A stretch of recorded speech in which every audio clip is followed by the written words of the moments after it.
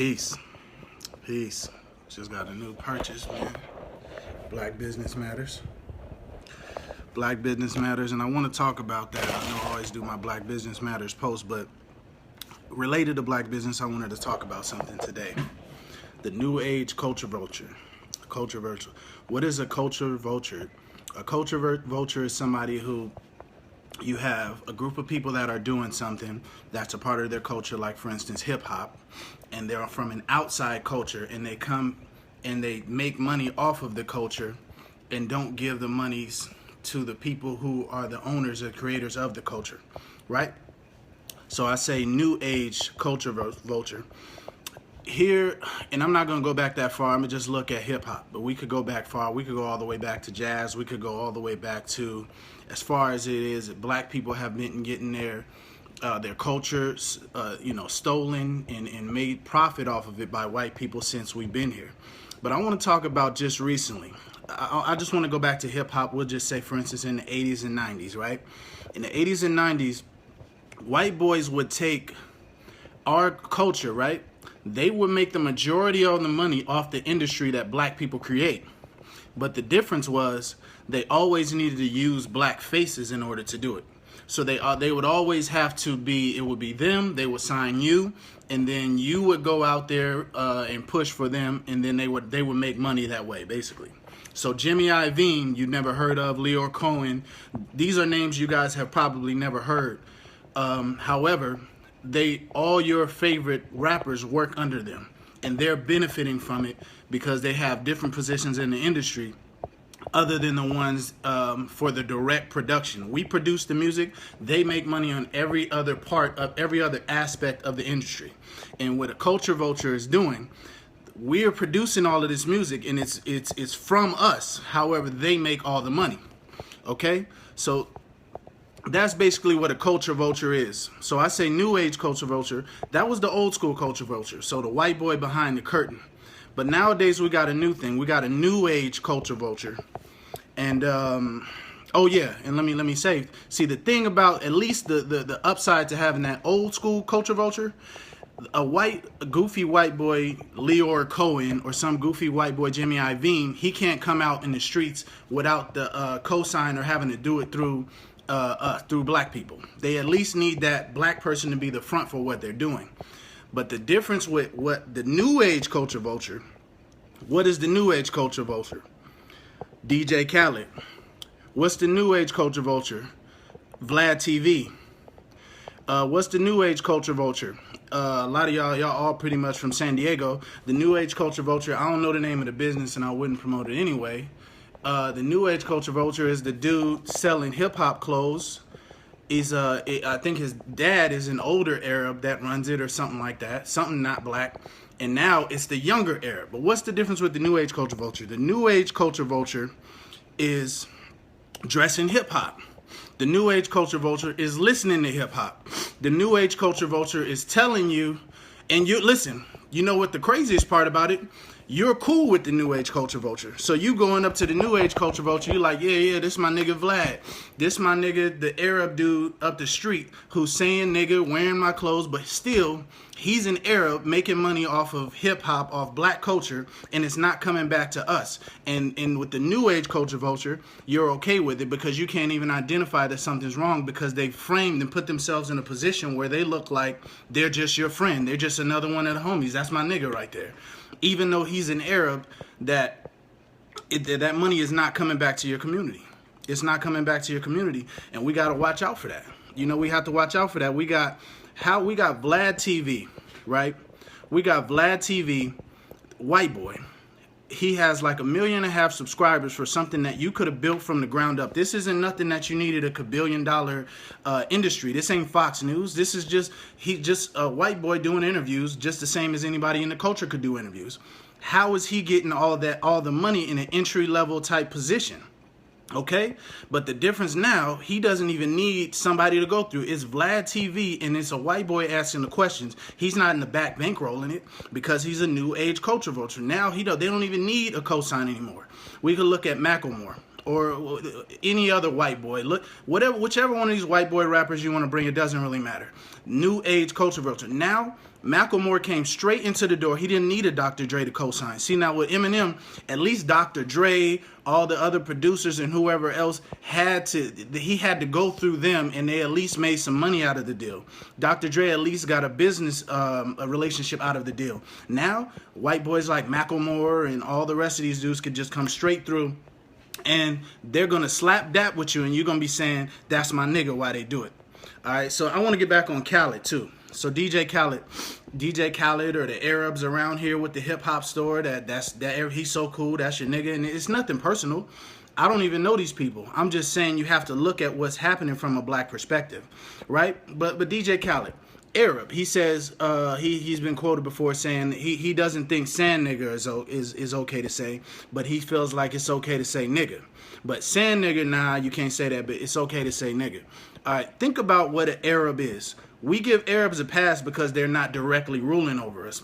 White people directly rule over us, and they like rule most of the world right now. So we give them Arabs a pass. Arabs were doing what you think white people are so evil for doing. The slave trade, coming in, sweeping up people, raping them, killing your babies and raping them, putting them into slavery.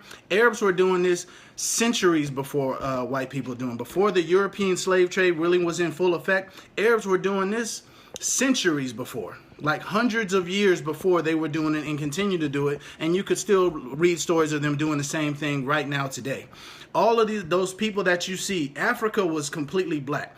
They've already tested it that even in so-called Egypt, Africans were dark-skinned black people. So all in North Africa, where you see all these Arab, lighter-looking people, or places where you think those are just Arabs that live there, they're there because they killed your people off, and now they live there. Arabs are not like they were doing. At least where white people showed up is still black.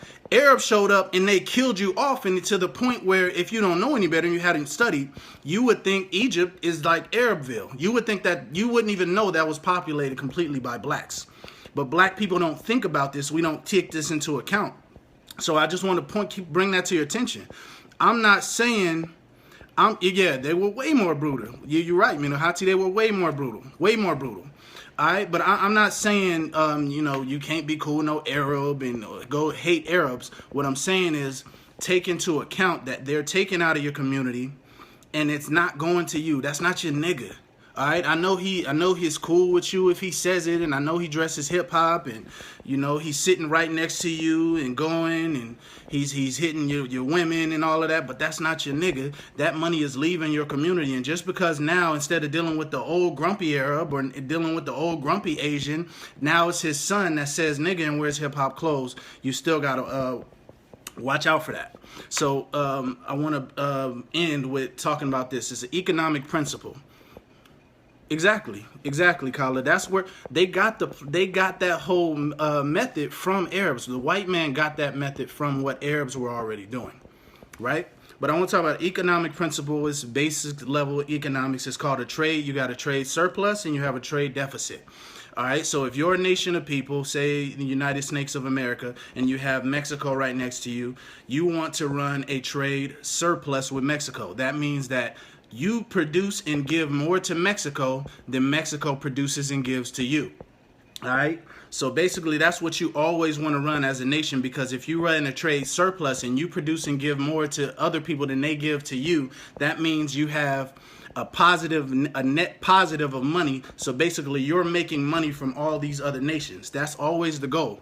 So black Americans, even a lot of us don't think of it, a lot of us don't even think we're black. We need to look at ourselves as a nation. We eventually need to get a physical nation of land, but that's another video.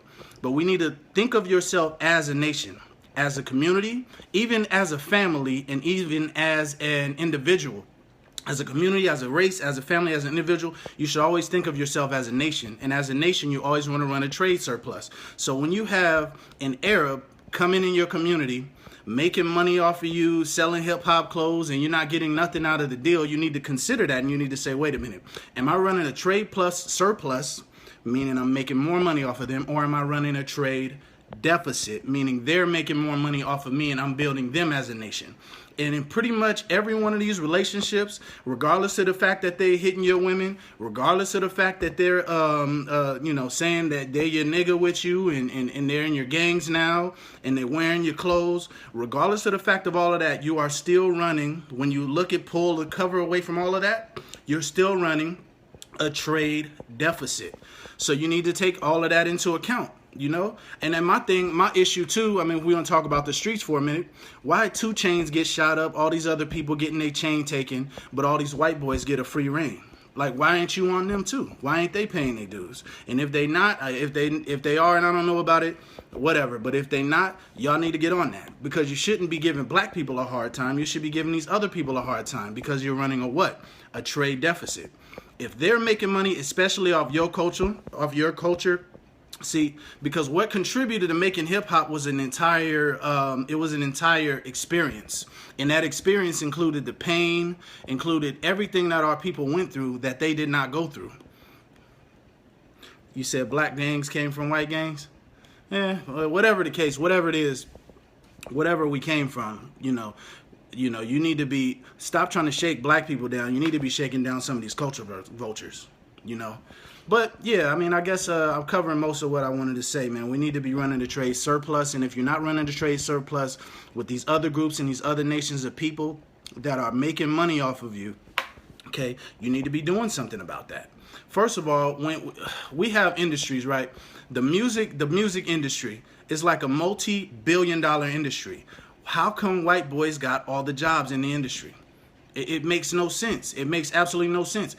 DJ Vlad, he is making money. He is a part of the music industry, even though he's not producing music. He is an offshoot of the music industry, okay? iHeartMedia. I know you guys think Breakfast Club is black just because you look on there and you see Charlemagne, Envy, and all of that. iHeartMedia, white company, making money off the music. They are an offshoot of the music industry, okay? We need to be doing that. And then listen, at least iHeartMedia is like a large corporation with hedge funds attached to it and things of this nature. But DJ Vlad, that's just a white boy off the street that decided to build a media platform. We need to be supporting the other media platforms. Vlad ain't your nigga. That's a white boy. The money is going out to a white boy. The dudes, right, or whoever lives around, because all them old Arabs and Chinese people is getting older. They're passing these businesses to their children. Them ain't your niggas. That's money leaving your community still. So I just want people to just to understand that, man. Just understand. I mean, we had a time where white boys used to have to come through us, and at least somebody would eat off of it, and we could hold that somebody accountable because they're attached to our culture. You know what I mean? We could at least say something and do some type of way of shaming, or at least talking to these people because they're a part of our culture. Now the white boys get to come from outside the culture to the inside of the culture, use the culture without a cosign from anybody black, and they could just get their money and it's all good. And then on top of that, they get a free pass because you're looking at them as family. You're looking at them as, look, yeah, we should stop feeding the music industry, in my personal opinion, until the energy is redirected. Well, I mean, art is a part of life. We're going to have to do our art. You know what I mean? We got to do our art no matter what. But we are the music industry. There is no music selling in any way that is not black music. And I'm not talking about, you got Adele and all these different other Caucasoids making our music, but that does not mean it's not our music. It's our music. A lot of them get the cosign from us. Justin Bieber got the cosign from Usher, right? But now we're getting to the point where people don't even need a cosign. He says selective appropriation of other cultures, take what's profitable, what's cool, make your money, while being able to avoid the hurdles faced from the groups you're borrowing or stealing from. I mean, listen, I don't have an issue with the so-called cultural appropriation or whatever the case is. My thing is we have to play the same game. You can't let somebody take your culture and make all the money off of it when you could just do this stuff on your own. It makes absolutely no sense. It makes absolutely no sense. I was listening to Dame Dash talking about, I think he was in Ghana. He said they grow mangoes in their own, they grow mangoes, right? They have to take those mangoes and they sell those mangoes. I don't know exactly which European nation, but we'll just say Italy or whatever. They sell them to Italy. Italy takes the mangoes, buys them for cheap. They make mango juice out of them. And then they turn around in the African nation and buy the damn mango juice right back from them. This is the kind of stuff this is what we're doing right now. It makes no sense. We could do these things on our own. So I don't want to make this. Yeah, nah, I feel you, Minahati, but I'm just saying, like, things like music or whatever, we need to do all of these things. We just need to do them black. That's it. That's it. Your family should be eating. That's one less gang member. That's one less prostitute. That's one less person sleeping in their car.